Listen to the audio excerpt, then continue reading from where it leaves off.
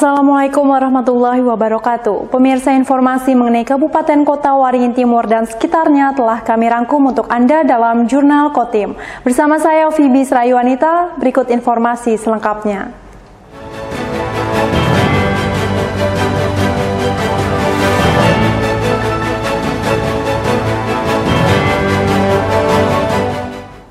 Berita pertama di Jurnal Kotim hari ini, pemirsa, Badan Pengawas Pemilu atau Bawaslu Kabupaten Kota Waringin Timur mengingatkan kepada seluruh peserta pemilu untuk melengkapi surat tanda terima pemberitahuan dari kepolisian saat melaksanakan kegiatan kampanye.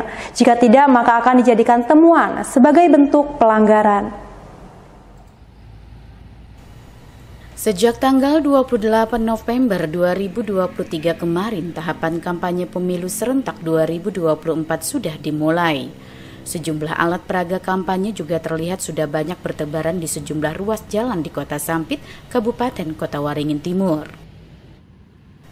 Seluruh kegiatan kampanye diawasi langsung oleh Bawaslu, termasuk Panwaskam hingga pengawas desa dan kelurahan, di mana hingga saat ini Bawaslu setempat mengaku belum menemukan maupun menerima laporan dugaan pelanggaran. Hanya saja terdapat sejumlah kegiatan kampanye tatap muka yang ditemukan tidak mengantongi surat tanda terima pemberitahuan atau STTP dari kepolisian. Terkait hal itu, Ketua Bawaslu Kota Waringin Timur Muhammad Natsir mengatakan pihaknya telah melakukan tindakan secara persuasif dalam mencegah kegiatan kampanye tanpa STTP itu berlangsung. Peserta pemilu diminta tidak melakukan kampanye. Jika kegiatan kampanye tanpa STTP dari kepolisian tetap dilaksanakan, maka kegiatan kampanye dapat dibubarkan atau dicatat sebagai temuan pelanggaran. Ya, memang ada beberapa, saya tidak menyebutkan ya, tapi sudah kami cegah, Pak. Artinya kami secara persuasif mengimbau dengan bantuan koordinasi polsek di kecamatan maupun dengan personil dan ramil. Ya, secara persuasif ini tolong dihentikan gitu kan, ditunda dulu sampai mengantongi izin dari kepolisian. Nah, kalaupun misalnya sudah terlanjur dari tuan rumah gitu ya, menyediakan makanan, silahkan itu makan saja dengan acara selamatan, tapi tanpa ada perbuatan tegas yang bisa dikualifikasi sebagai kampanye, Pak. Saya penyampaian visi misi, program kerja dan cita diri untuk meyakinkan pemilih, Pak. Walaupun sempat adu argumentasi ya, karena mencoba komunikasi ya, baik teman-teman di kecamatan dengan pengurus parpol kecamatan, ya kami juga komunikasi dengan pengurus parpol di kabupaten. Ya alhamdulillah kan mereka memahami, Pak, karena tanpa izin kepolisian itu memang tegas jelas itu sudah pelanggaran di peraturan KPU tentang kampanye, Pak.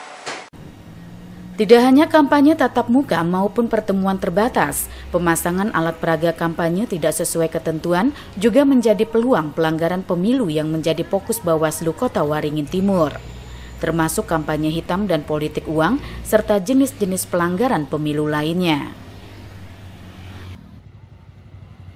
Mashud Badarudin, Hayat TV. Karang Taruna Provinsi Kalimantan Tengah menggelar Bulan Bakti tahun 2023 yang puncaknya dilaksanakan di Sampit, Kabupaten Kota Waringin Timur. Sebagai organisasi sosial, Karang Taruna diminta mengoptimalkan pemberdayaan masyarakat hingga ke desa.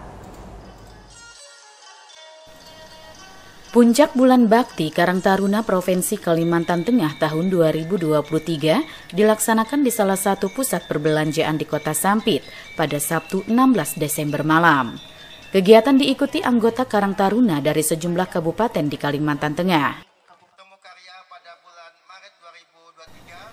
Kepala Dinas Sosial Provinsi Kalimantan Tengah Edi Karusman yang menghadiri kegiatan tersebut mengatakan Karang Taruna memiliki peran penting dan strategis membantu pemerintah dan masyarakat dalam berbagai kegiatan sosial kemasyarakatan. Pemerintah daerah terus mendukung dan mendorong Karang Taruna untuk dioptimalkan sebagai wadah dan sarana pengembangan masyarakat terutama generasi muda. Ia juga berharap Karang Taruna sebagai ujung tombak pemberdayaan sosial di masyarakat dapat tersebar di seluruh desa di Kalimantan Tengah. Hal itu sesuai Undang-Undang Desa yang mewajibkan Karang Taruna dibentuk di desa. Kita dukung sepenuhnya nanti program Karang Taruna Provinsi Kalimantan Tengah. Semoga juga kabupaten kota yang sudah terbentuk Karang Taruna dapat bersinergi dengan kita di Provinsi Kalimantan Tengah. Karang Taruna ini pemberdayaan sosial dia. Jadi dia ujung tombak untuk pemberdayaan sosial di masyarakat. Seperti saya sampai di sambutan tadi kan ada di Undang-Undang Desa pun menyebutkan salah satu yang wajib dibentuk di desa itu salah satunya Karang Taruna. Artinya Karang Taruna ini harus sampai ke desa, mengecek kondisi kesejahteraan sosial, mendorong masyarakat untuk lebih berkarya lah dengan dukungan kawan-kawan dari Karang Taruna ini. Ketua Karang Taruna Kalimantan Tengah Chandra Ardinata mengatakan, Karang Taruna terus berusaha berkontribusi positif tidak hanya kepada pemerintah, namun juga masyarakat. Mengingat kegiatan Karang Taruna selalu bersentuhan dengan masyarakat. Karang Taruna belum tersebar merata di Kalimantan Tengah, terutama di desa dan kelurahan. Namun ia terus mendorong agar Karang Taruna bisa dibentuk hingga ke tingkat desa, agar manfaatnya bisa dirasakan hingga ke pelosok. Kita sebagai organisasi sosial diharapkan mampu untuk bersinergi, tidak hanya dengan pemerintah, tetapi juga bersinergi dengan masyarakat. Dan kegiatan-kegiatan kita banyak sekali bersentuhan dengan kegiatan-kegiatan kemasyarakatan. Amanat dari Kemendagri itu adalah Karang Taruna sampai desa, itu amanah. Jadi kita akan mendorong untuk Karang Taruna kabupaten-kabupaten untuk melakukan musyawarah warga di tingkat desa, sehingga terbentuklah Karang Taruna yang ada di desa. Rata-rata Karang Taruna kabupaten kota ini sudah terbentuk semua, tinggal bagaimana kita bersinergikan. Nah, tinggal di tingkat kecamatan, tingkat desa itu tidak semua Karang Taruna itu ada. Tetapi itu kita bisa dorong pemerintah daerah, kecamatan ataupun pemerintah desa ataupun lurah untuk bisa membentuk Karang Taruna di tingkat bawah. Karena Karang Taruna itu bukan dari atas ke bawah, tetapi dari bawah ke atas. Melalui Bulan Bakti Karang Taruna yang juga diramaikan dengan bazar kuliner UMKM ini, Karang Taruna di Kalimantan Tengah dapat semakin menguatkan program kemasyarakatan sesuai jati diri Karang Taruna yang lahir dari masyarakat. Mashud Badarudin, Hayat TV.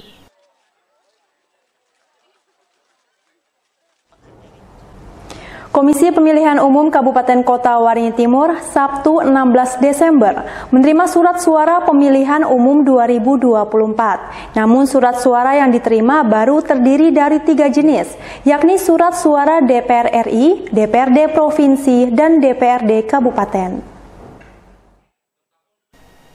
Surat suara pemilu 2024 yang tiba di Kota Waringin Timur langsung disimpan di gudang KPU di kawasan Stadion 29 November Sampit.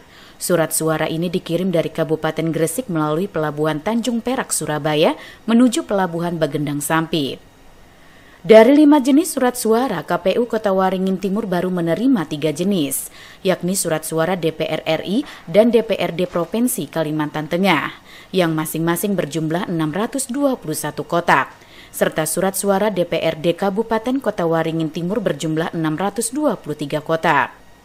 Sementara untuk surat suara Presiden dan Wakil Presiden serta surat suara DPD RI kemungkinan baru tiba pada awal Januari mendatang.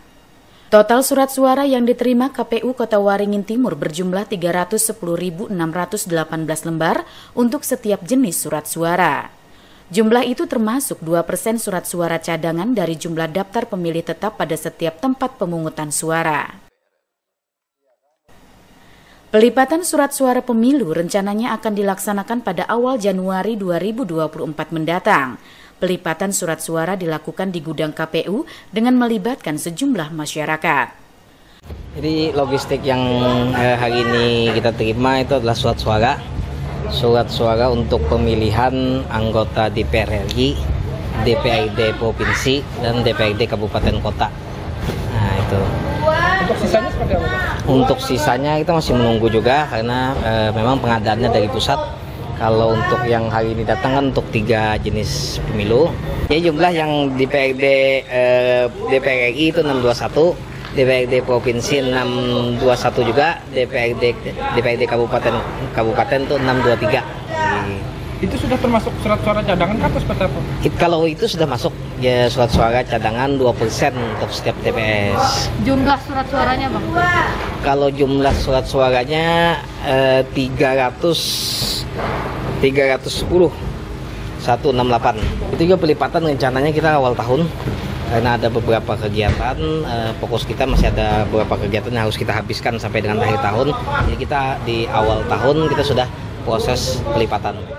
Hingga saat ini, sebagian besar logistik pemilu telah diterima KPU Kota Waringin Timur, seperti kotak serta bilik suara, tinta, segel, kelengkapan TPS, serta 3 jenis surat suara dan lainnya. Sementara yang belum diterima adalah 2 jenis surat suara serta sejumlah formulir pada pemungutan suara. Mashud Badarudin, Hayat TV. Ratusan peserta dari berbagai kalangan usia, khususnya generasi muda, antusias mengikuti lari santai 4 km di Sampit, Kabupaten Kota Waringin Timur. Kegiatan pada Minggu 17 Desember pagi ini juga diramaikan permainan menyenangkan sebagai pelepas penat di akhir pekan. Tingginya semangat dan antusias peserta lari santai yang didominasi kalangan usia muda sudah terlihat sejak meninggalkan garis start di Taman Kota Sampit. Lari santai sejauh 4 km ini yang diikuti lebih dari 300 orang peserta ini.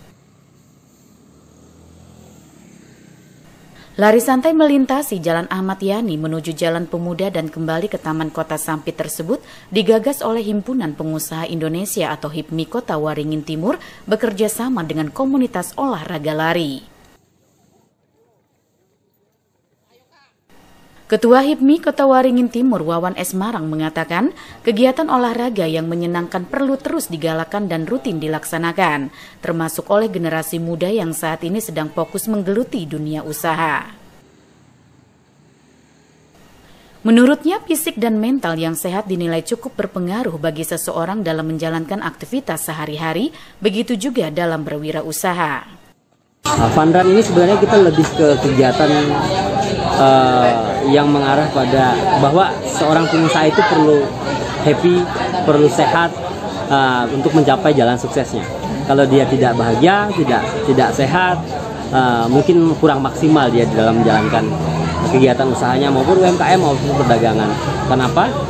Kita perlu psikologis yang bahagia, psikologis yang sehat, fisik yang sehat, sehingga kita menganggap filosofi dari kegiatan ini tidak hanya semata-mata olahraga, tapi ini menjadi salah satu kegiatan kita untuk membawa psikologis kita, seluruh pengusaha yang ada di Kabupaten Timur perlu juga untuk menjalankan kegiatan-kegiatan kesehatan tanpa harus melupakan kegiatan ekonomi yang dijalankan yang menjadi kewajiban untuk menafkahi keluarganya, tapi juga harus ingat bahwa menjaga kesehatan itu juga perlu. Kegiatan pada Minggu pagi ini juga menjadi sarana pelepas penat setelah sepekan terakhir disibukkan dengan berbagai aktivitas, sebab selain lari santai, kegiatan juga diramaikan senam bersama serta sejumlah permainan berkelompok yang menyenangkan.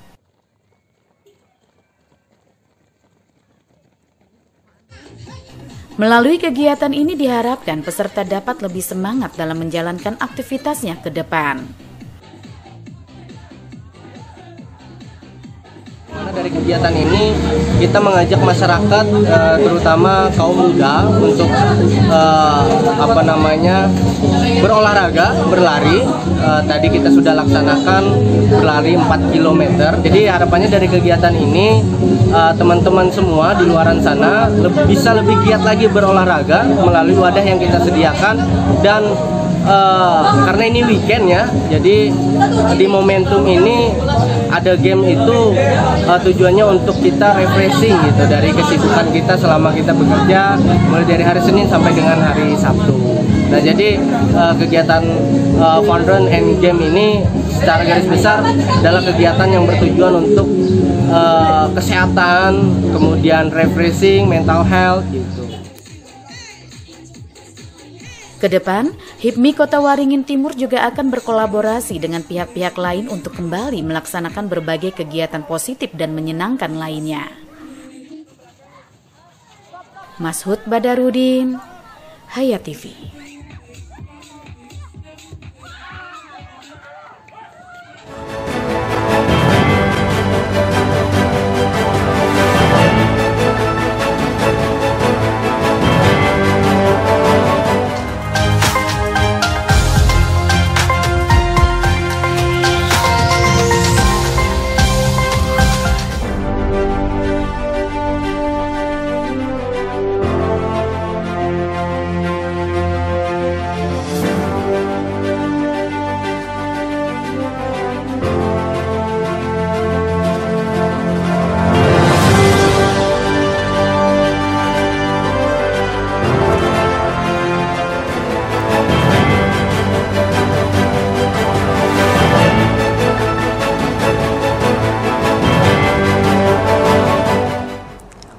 usaha mikro, kecil, dan menengah serta ekonomi kreatif terus berkembang di Kabupaten Kota Waringin Timur. Guna memberikan wadah bagi para pelaku usaha dan mendorong agar terus berkembang, digelar Sampit Trade Expo tahun 2023. Sampit Trade Expo yang digelar di penghujung tahun 2023 tersebut dipusatkan di kawasan Taman Kota Sampit. Kegiatan ini disambut antusias warga yang pada Minggu 17 Desember malam tampak memadati lokasi pelaksanaan. Sampit Trade Expo terlaksana berkat kolaborasi sejumlah organisasi kepemudaan bersama pelaku UMKM industri kreatif yang ada di daerah setempat, di mana kegiatan ini diikuti oleh tidak kurang dari 45 pelaku UMKM. Rahmat Nur selaku panitia pelaksana mengatakan, Sampit Trade Expo berlangsung selama 5 hari hingga Rabu 20 Desember mendatang. Digelar untuk memberikan wadah bagi pelaku UMKM dalam memasarkan produk lokal mereka agar dapat dikenal semakin luas. Langkah ini dilakukan untuk mendorong peningkatan UMKM dan industri kreatif lokal yang hingga saat ini keberadaannya terus berkembang di Kabupaten Kota Waringin Timur. Sampit Trade Expo di tahun 2023 kami selenggarakan atas kerjasama berbagai pihak dari kepemudaan yang ada di Kabupaten Kota Timur. Salah satunya kita bekerjasama dengan DPD KMPI Kabupaten Kota Timur, DPD AMPI Kabupaten Kota Timur, dan juga dari HIPMI ya, pengusaha muda ya, yang mana kita berkolaborasi bekerjasama dalam hal untuk meningkatkan ekonomi kreatif. Yang mana Sampit Trade Expo ini sebelumnya kita sudah menyelenggarakan di tahun 2022 dan ini kali keduanya yang mana diselenggarakan di Taman Kota Sampit ya. Harapannya ini bisa mengangkat dan mendongkrak ekonomi kreatif yang ada di Kabupaten Kota Timur. Gelaran Sampit Trade Expo tahun 2023 mendapat sambutan positif terutama oleh pelaku UMKM, sebab kegiatan ini mampu membawa peningkatan omset dagangan mereka bahkan mencapai 100% lebih dibanding hari-hari biasanya.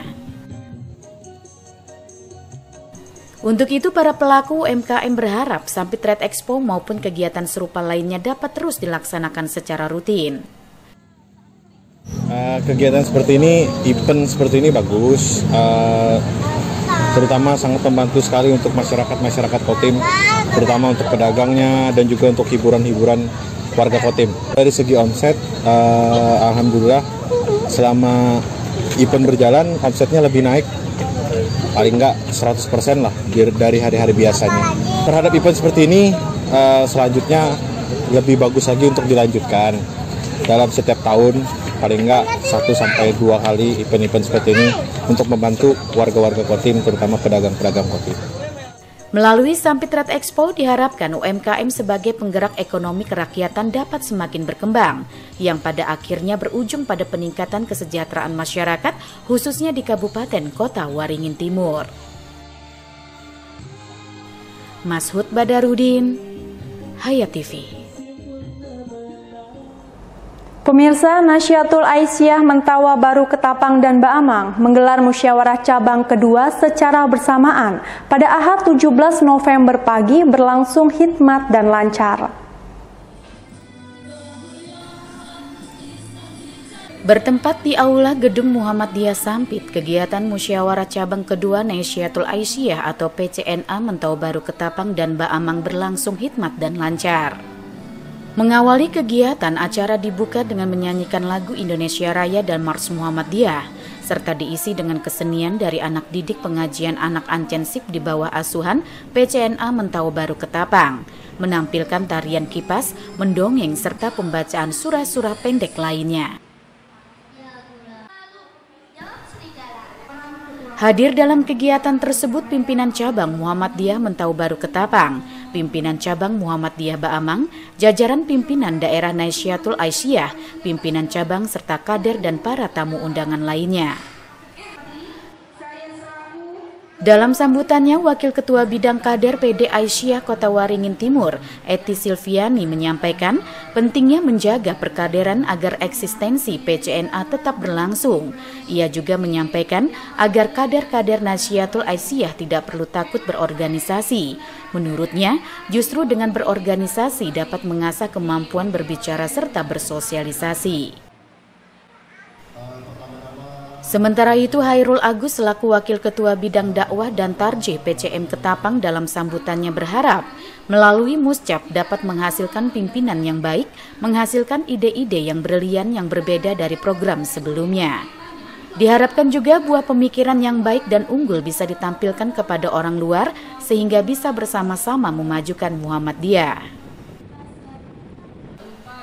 Selanjutnya acara ini dibuka secara resmi oleh pimpinan daerah Nahdlatul Aisyah, Trisnawati, selaku Sekretaris PDNA Kotim dalam kesempatan tersebut mengungkapkan bahwa Muhammadiyah sangat peduli dengan keberlangsungan kadernya, tidak terkecuali perempuan.